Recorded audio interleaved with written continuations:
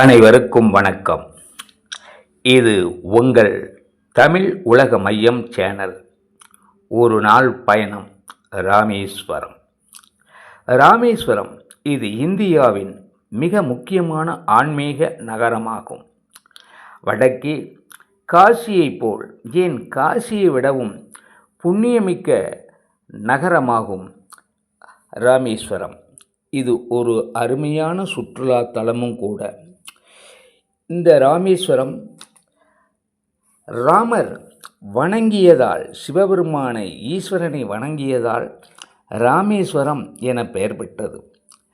ராமேஸ்வரத்திற்கு ராமர் வந்த காரணம், இலங்கையிலே போரிட்டு பல உயிர் பறிப்புகள் நடந்த பிறகு தமக்கு ஏற்பட்ட காளகஸ்தி தோஷத்தை துடைப்பதற்காக இங்கே கடலிலே இருக்கின்ற அக்கினி தீர்த்தம் என்ற அந்த கடலிலே நீராடியதால் இது பாவ வினைகளை போக்கக்கூடியது என்று அறிந்ததால் இது முக்கிய தீர்த்தமாக கருதப்படுகிறது.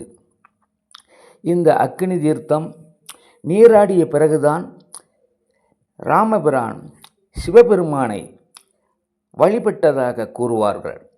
அது ஐதீகம் கூட. நாம் மக்களும் அதை கடைப்பிடித்து வருகிறோம்.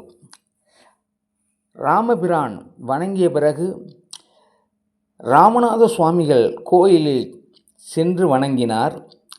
அங்குதான் ராமர் சீதை வடித்த சிவபெருமானுடைய லிங்கமும், அதேபோல அனுமன் கொண்டு வந்த லிங்கமும் இங்கே இருக்கிறது. அதனை நாம் வணங்கி மகிழலாம். கோவிலுக்கு செல்வதற்கு முன்னால் அங்கே இருக்கின்ற 22 புண்ணிய தீர்த்தங்களில் நீராடினால் நம்முடைய பாவங்கள் தீரும் என்பது ஐதீகமாகும். இங்கே சென்று வருவது நம்முடைய முன்னோர்க்கு, நம் மூதாதையருக்கு செய்கின்ற அந்த கர்ம பிண்டங்கள், பாவ வினைகளை போக்குகின்ற செயல்களுக்கான பூஜைகள், பிதிர் தோஷம் நீங்குவதற்கான பூஜைகள் இங்கே நடத்தப்படுகின்றன. மேலும் இங்கே ராமநாத சுவாமிகளை வணங்கி வருகையிலே இங்கே மிக பிரமாண்டமாக தமிழ்நாட்டிற்கும் ராமேஸ்வரத்திற்கும் இடையில் அமைந்துள்ள அந்த பாம்பன் பாலம் மிகவும் சிறப்பு வாய்ந்தது. நாம் கண்டு மகிழ வேண்டியது. அந்த பாலத்தின் மீது தரைவழி பாலமும் ரயில் நிலைய பாலமும் அமைந்துள்ளது. அதை காண்பதற்காகவே மக்கள் வருகிறார்கள்.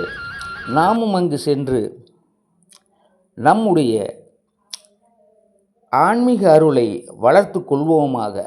நன்றி, வணக்கம்.